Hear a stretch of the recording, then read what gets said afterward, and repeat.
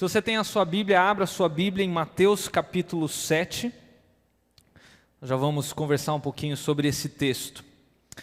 Agora, pensando em nós, você e eu quero me incluir nesse barco, você já reparou como é que nós pensamos muito em nós mesmos? Tudo é para nós, tudo é a nosso respeito.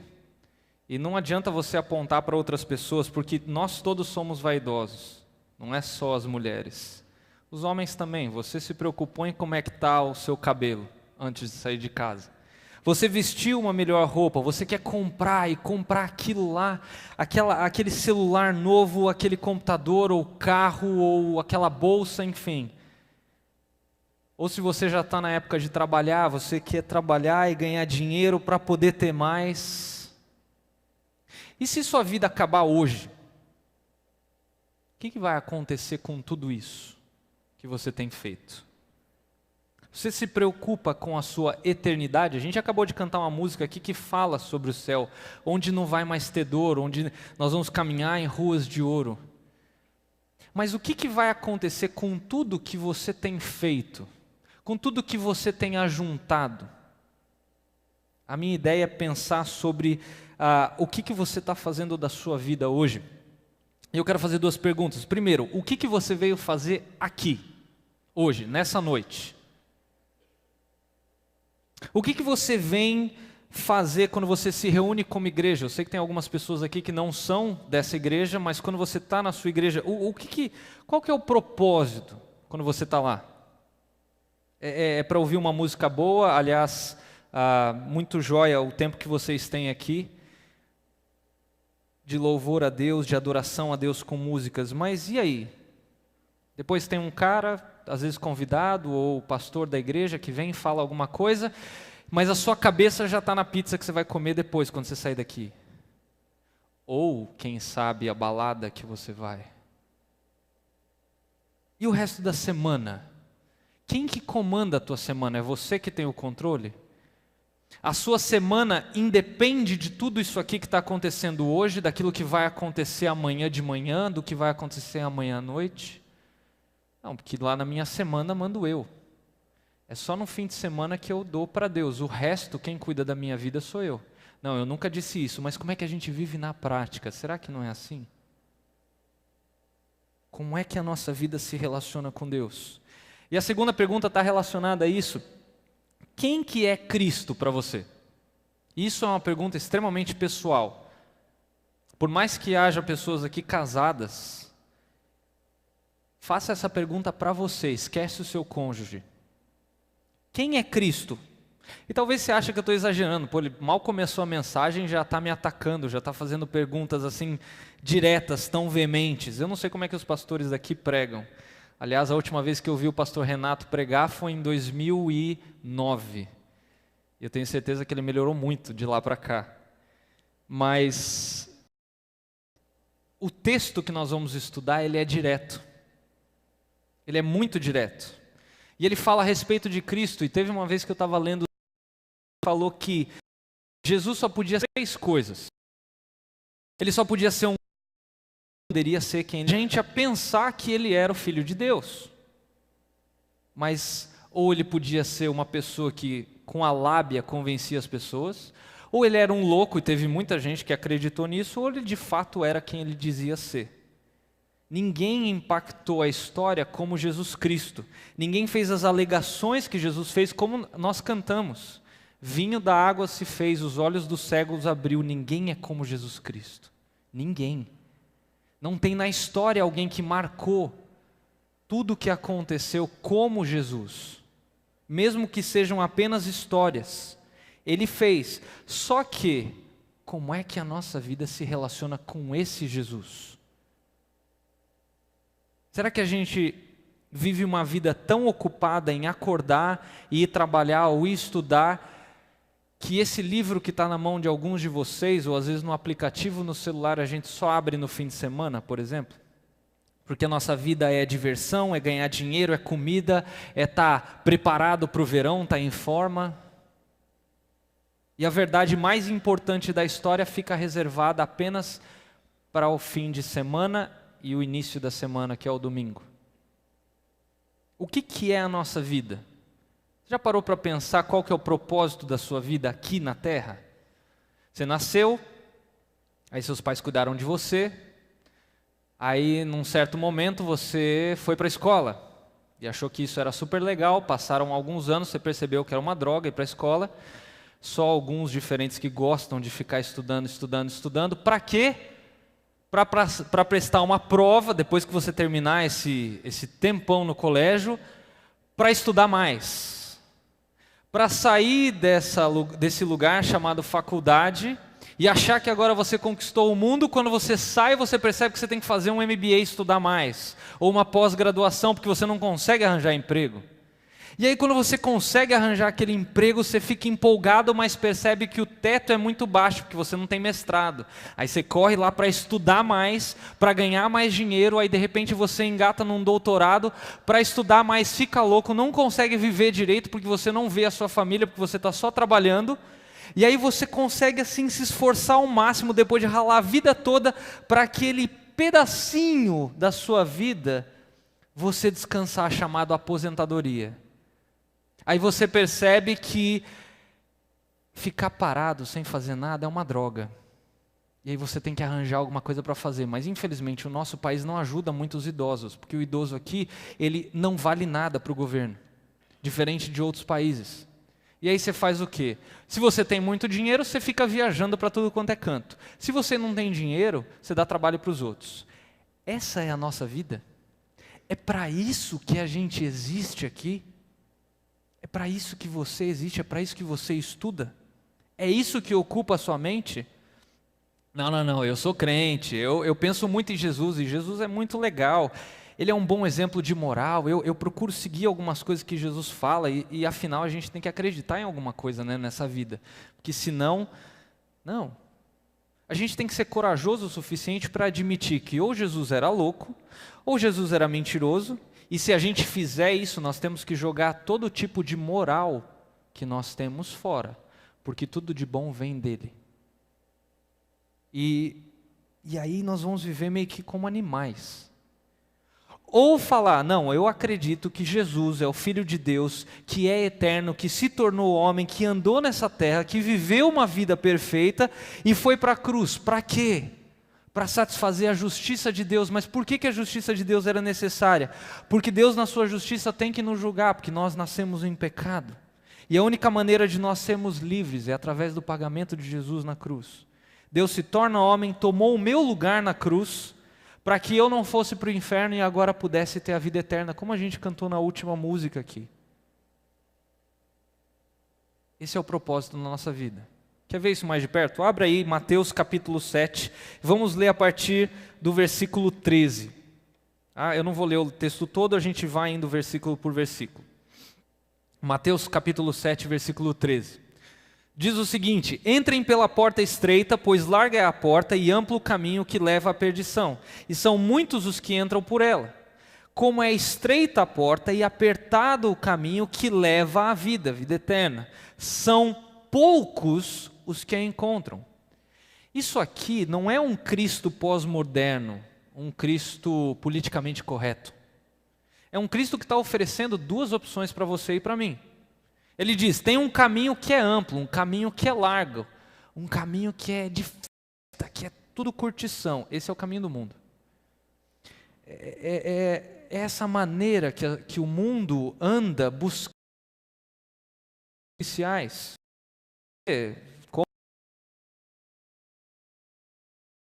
Promoção, isso não é em si, o proposita a nossa confiança nessas coisas. Que nem concurso público.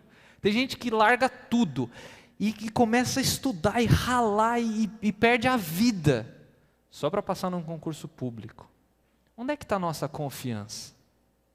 Não, porque se eu passar num concurso público eu tenho meu futuro garantido. É o concurso público que garante o teu futuro ou é o Deus que prometeu que você não vai passar por necessidades? O problema é onde está a nossa confiança e não naquilo que a gente faz. Se você conseguiu passar num concurso público, ótimo. Se você está estudando, ótimo.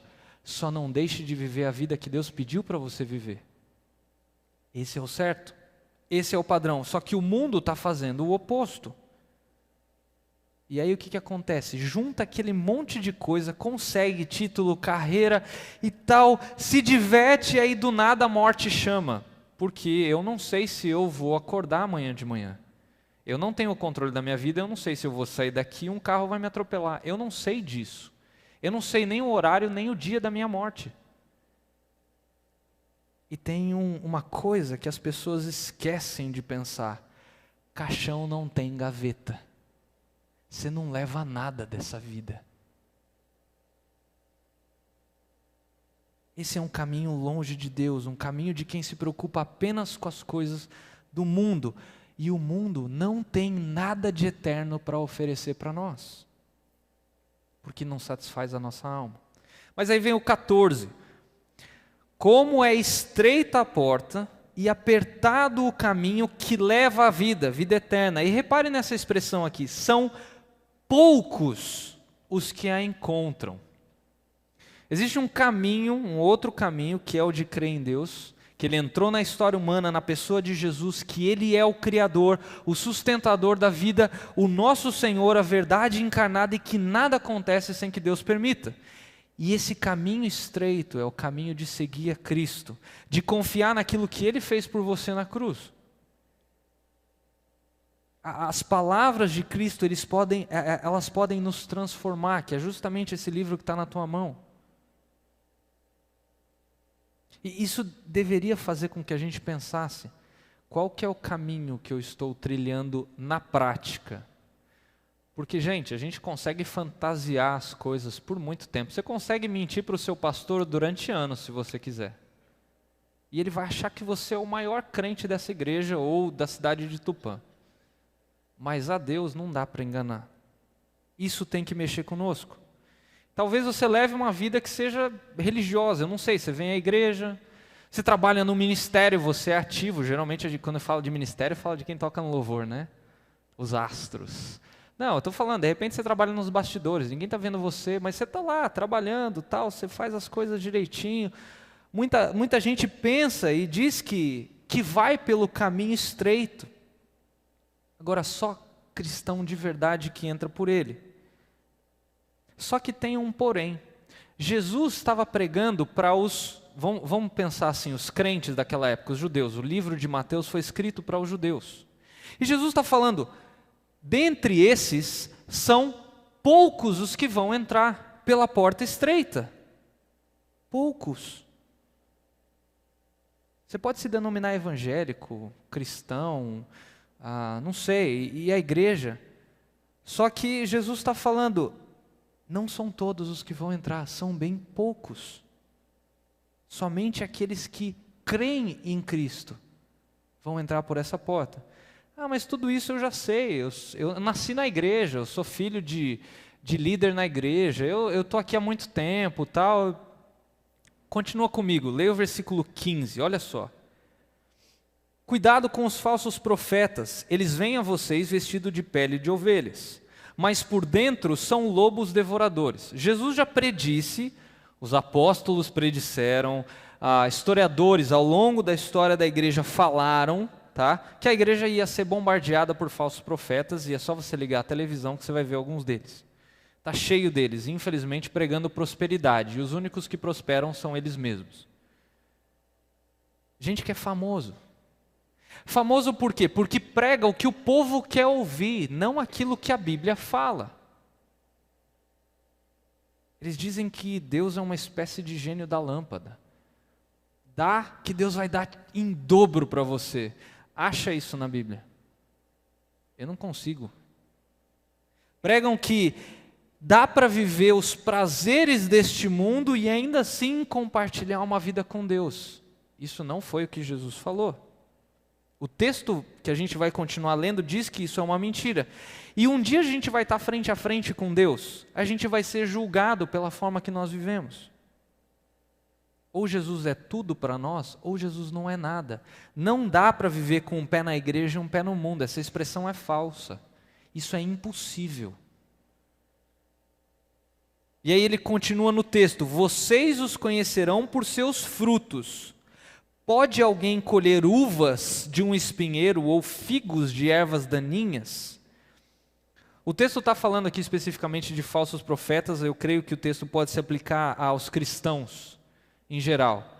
E aqui vai a minha pergunta: você se considera um cristão de fato? Se sim, a comunidade onde você vive vai poder enxergar isso pelos seus frutos.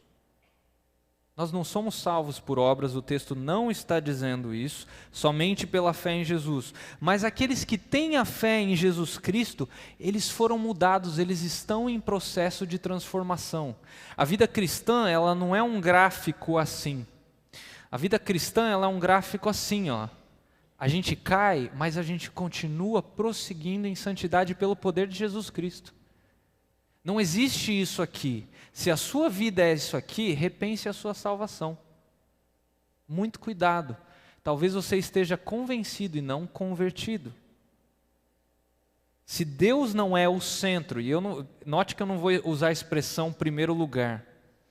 Se Deus não é o centro da sua vida, de novo, repense a sua salvação.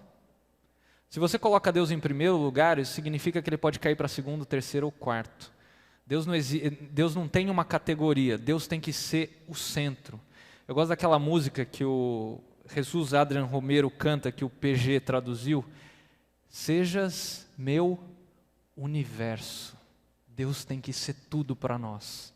Se Ele não for tudo, Deus não é nada. Porque Deus não tem concorrentes. O mundo aceita ser concorrente. Deus não. Agora olha o versículo 16 de novo. Pode alguém colher uvas de um espinheiro ou figos de ervas daninhas?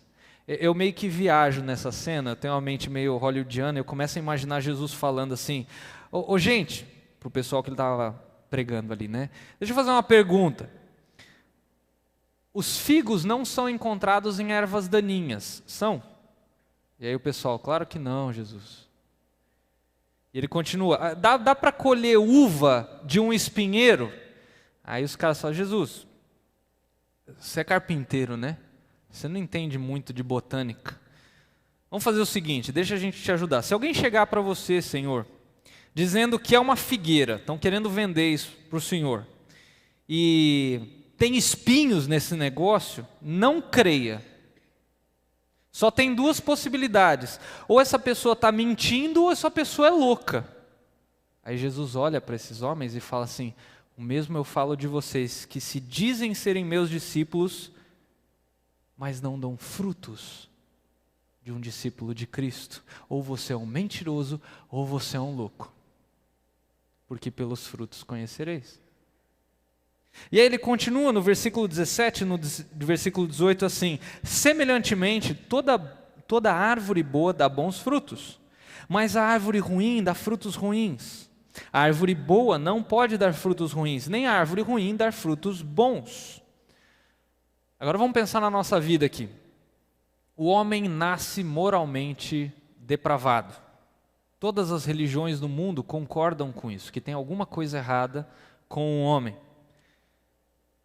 Então nós nascemos como uma árvore má, por natureza, podre. Se você duvida disso, pergunta aqui para quem é pai de filho pequeno. Pergunta se os pais precisam ensinar essas criancinhas, que parecem inofensivas, a fazer coisa errada. De jeito nenhum, já nasce no DNA, no sangue. Está lá o Adãozinho ou a Evazinha que pecou. É assim. E como é que então nós podemos dar frutos bons? A gente tem que mudar por dentro. Não tem como adotar uma nova postura. Ah, não, eu vou melhorar então. Não, a gente já está corrompido por dentro. Como que isso vai acontecer? Tem que mudar por dentro. É aí que entra a expressão de Jesus quando ele conversa com Nicodemos falando, você tem que nascer de novo. Tem que começar de novo. Não dá para tentar fazer uma reforma, é demolir e construir do zero. Não é simplesmente você aprender uma ética nova, como se portar melhor na frente dos outros, não falar tanto, cuidar com o que fala, né? Não falar palavrão e tal, perto do pastor e tal, perder a bênção. Você já viu uma macieira tendo dificuldade para dar maçã? Ai, consegui dar uma maçã. Caiu no chão, em cima de Isaac Newton, e ele... Não, é natural, porque ela é assim. Agora, nós nascemos em pecado. A gente tem que mudar quem nós somos. Como é que a gente faz isso? É a partir de Cristo, não a partir da nossa vontade. Não é adotar uma nova ética. Como é que Cristo vai nos transformar? É confiar nele para a salvação. Que de fato o sacrifício dele na cruz foi para pagar a nossa culpa. Aquilo que de podre que existe dentro de mim, dentro de você. Eu sou a pessoa mais podre aqui desse auditório e eu tenho plena consciência disso. A Bíblia nos diz que uma pessoa, quando ela percebe essa condição, ela se enxerga como uma pessoa morta, um cadáver.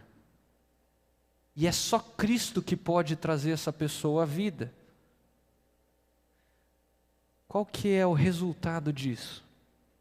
O pecado que antes de Cristo, quando você estava lá, podre, um cadáver, antes você amava o pecado. Agora você abomina o pecado, se você mudou por dentro, se Cristo causou essa transformação em você. Antes você amava andar e curtir o pecado, agora você odeia. Significa que você parou de pecar? Não. Infelizmente, a gente vai continuar nessa batalha até o fim da vida. Mas hoje você odeia o pecado. Essa é a tua realidade? Quando você peca, aquilo te corrói por dentro? Ou você fala, não, isso aí não é nada. Eu não estou roubando, não estou matando. Mas falou uma fofoca aqui, contou uma mentira ali, acessou determinado site lá. Mas ninguém está vendo, isso aí não tem problema. Será que a sua vida foi transformada de fato? Ou ela está amortecida de forma que você brinca com o pecado? E quem sabe, se você morrer hoje, o seu destino não é o céu. E aí Jesus continua no versículo 19, ele fala, toda árvore que não produz bons frutos é cortada e lançada ao fogo. E eu já caminhei em alguns lugares, eu imagino que, mesma coisa, vocês já devem ter ouvido em muitas igrejas que não se fala de pecado. Aliás, quando a gente estava no seminário, a gente recebia uma lista de lugares que parece que essa palavra não pode entrar dentro desse lugar. Não pode falar de pecado aqui. Não, a gente tem que falar das coisas boas que Jesus falava. Não, eu quero pregar os ensinamentos de Jesus. Gente, desculpa. Se a gente olhar para o Antigo Testamento, poucas vezes a palavra inferno aparece. Se nós olharmos, tirando os evangelhos, se nós olharmos para o resto do Novo Testamento, poucas vezes a palavra inferno aparece. Sabe onde é que essa palavra vai aparecer em massa? Nos evangelhos. E quem que é a figura principal dos evangelhos? Jesus Cristo. Foi ele que mais falou de inferno. Mas eu não quero falar dessas coisas, eu não quero falar de coisa de religião, eu quero falar de amor, Jesus é amor e tal. Gente, isso é inventar um Jesus que não existe. Não tem como você falar do amor de Deus, do amor de Jesus, sem falar de inferno, porque é uma realidade. E o que Jesus fez foi demonstrar amor, porque ele estava falando de inferno, alertando as pessoas, vocês estão caminhando para o inferno. E eu não quero, só que vocês precisam se ligar disso. Isso é a maior prova de amor que pode existir. Porque ele estava jogando a real com o povo, ele não estava escondendo a verdade.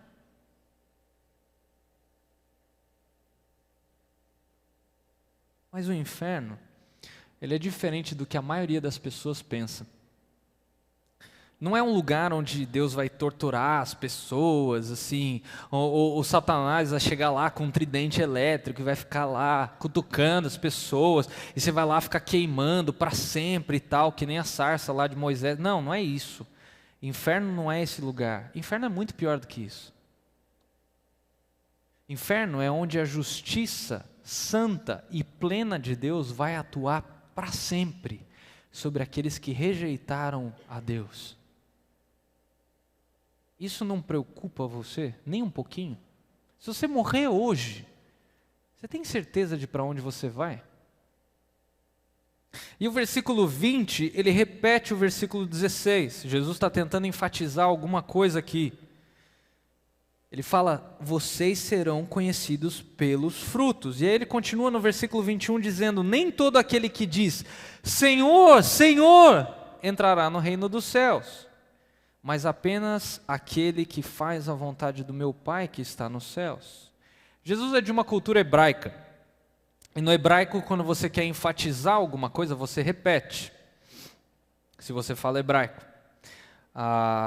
Isaías, no capítulo 6, ele vai falar assim, santo, santo, santo é o Senhor. Por isso que a gente canta da mesma forma. É uma espécie de negrito, tá? E aí ele está enfatizando aqui a ideia do Senhor, Senhor, né? Nem todo aquele me diz que enfatiza, Senhor, eu te louvo, nem todo o que faz isso, que canta, que fala, que representa, que dá aula, nem todo o que faz isso vai entrar no reino dos céus. Quem que vai entrar?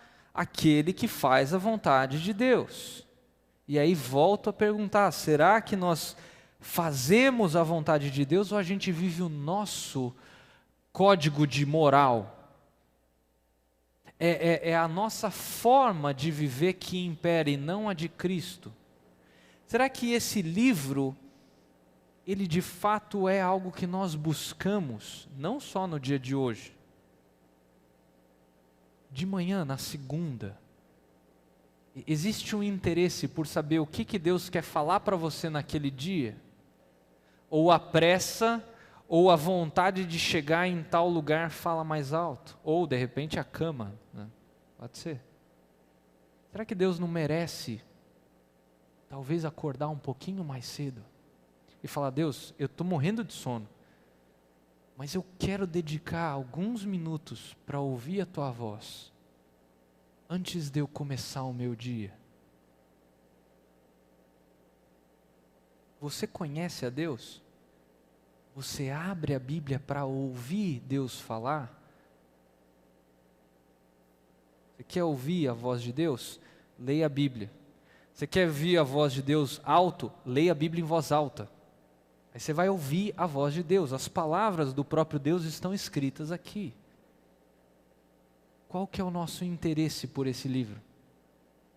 E aí terminando, no versículo 22, ele vai dizer assim, muitos me dirão naquele dia, Senhor, Senhor, não profetizamos em Teu nome não expulsamos demônios e não realizamos muitos milagres. E aqui não tem como não fazer associação, né? Não dá, você vê na televisão a torta é a direito. Gente que dá um microfone para o capeta e ele faz a festa. Talvez um dia, você nunca fez isso e nunca vai fazer, que bom. Mas talvez um dia você já tenha repetido uma oração de alguém, que alguém fez e você repetiu. Ou talvez você tenha levantado a mão, numa reunião, num culto, num acampamento, aí você, enfim, você fez essas coisas. Agora deixa eu te falar uma coisa, repetir uma oração necessariamente não converte ninguém. Levantar a sua mão não faz de você um salvo. O que faz de você um salvo é a decisão que você toma. Se você fez daquela oração a sua oração de fato e não simplesmente repetiu as palavras, se você fez isso no seu coração, aí sim.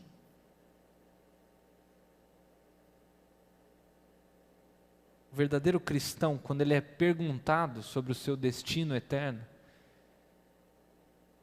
ele vai falar, eu vou para o céu porque eu era um miserável pecador, sujo, mas o sangue de Jesus me lavou.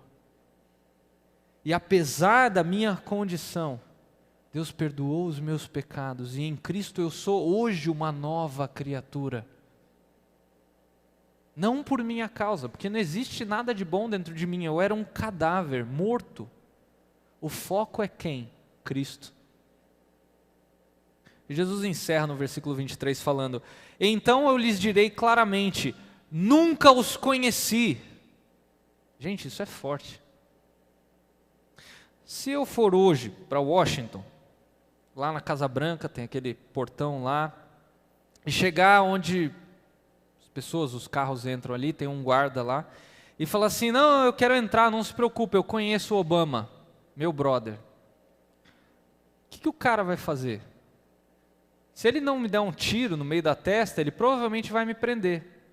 Eu posso tirar meu celular do bolso, mostrar um selfie que eu tenho com o Obama, não vai mudar nada. Eu vou preso. Agora, se o Obama sair de dentro da Casa Branca, apontar para mim e falar: eu conheço ele, pode deixar ele entrar? Aí sim eu entro. A gente diz que conhece a Cristo, mas Cristo conhece você? A palavra conhecer no contexto judaico é um relacionamento muito íntimo. O que Jesus está querendo dizer é: apartai-vos de mim, eu nunca tive um relacionamento com você. Nós nunca fomos apresentados. Ah, mas você vai para a igreja? Jesus vai falar: eu nunca te conheci lá. Você vem no encontro do Inova? Eu nunca te conheci lá. Apartai-vos de mim, vocês que dizem ser meus discípulos, mas vivem como se eu nunca tivesse dado uma lei para você obedecer. Porque você nem olha para isso aqui. Você vive apenas naquilo que você acha mais certo. Você se preocupa em conhecer a lei de Deus? Você se preocupa em fazer a vontade de Deus? Quebra o seu coração quando você percebe que você pecou. Você fala: Deus, de novo, eu não quero mais cair nisso. Se esse não é o seu estilo de vida e você continuar assim, Jesus vai falar um dia para você: se afasta de mim, eu nunca te conheci. Mas tem uma boa notícia. Você está respirando agora? Isso significa que a morte ainda não chegou para você. Se talvez essa não é a sua realidade, se você ainda não tem certeza de que se você morrer hoje, você vai se encontrar com Cristo, você pode mudar isso hoje, essa noite. Se volte para Cristo. Pô, mas eu estou na igreja há tanto tempo e agora eu estou numa insegurança. Você entendeu que você nasce um pecador miserável. E sem Cristo, o seu destino é o inferno. Não é fazer uma curva de 90 graus. Conversão, você está indo naquela direção, a conversão é exatamente 180 graus. Deus, eu entendi o que o Senhor fez na cruz por mim. E o Senhor lá pagou os meus pecados com o teu sangue, porque eu não tinha poder para pagar os meus pecados. O preço é muito alto, e o Senhor fez isso por mim. E eu entendi isso. E eu quero que o Senhor seja o Senhor da minha vida, porque hoje o Senhor da minha vida sou eu. É tudo para mim, é tudo do meu jeito. Eu estou vivendo uma vida que não tem a ver com isso, embora eu venha e cante, e levante a minha mão e até chore. Gente, você pode chorar em propaganda de margarina, isso não significa nada. Qual que é a realidade do teu coração? Você não precisa falar isso em voz alta. E Deus sabe o que está no seu coração. Qual que é a tua realidade? Minha sugestão para você: conheça esse Deus. Gaste tempo estudando a Bíblia. Eu sei que aqui na igreja existe o tempo na terça-feira onde vocês se reúnem em grupos pequenos para poder estudar a Bíblia. Invista tempo conhecendo a Bíblia. Atazane seus pastores, vai lá no gabinete e fala: eu quero aprender mais.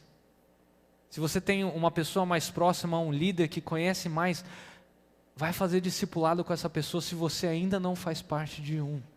Conheça a Cristo. Talvez você caiu de paraquedas aqui, você é visitante, chegou hoje, mas você já está pensando: ih, caramba, se eu morrer, eu vou me encontrar com Deus e Ele vai falar a mesma coisa para mim. Sai fora, porque eu não te conheço. Existe tempo para você se voltar para Deus. Agora, se você é salvo, se se você já tem uma vida com Cristo, mas você não está dando fruto como deveria, como a gente leu, eu queria que você refletisse na sua vida. Será que o que vem no centro da sua vida é a sua vontade? São os seus prazeres? São os seus ideais? Ou são os ideais de Deus?